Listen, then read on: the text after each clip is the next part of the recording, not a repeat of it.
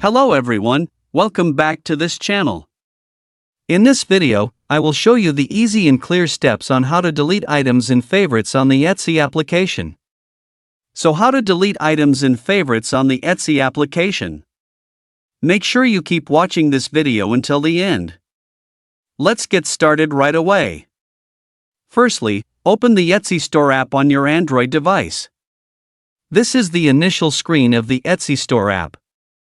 Next, go to the Favorites menu at the bottom of the screen. Now you're in the Favorites menu. The next step is to tap the Love button icon on the item you want to delete. You can see that the item has been successfully deleted. So that's it, the tutorial on how to delete items in favorites on the Etsy application.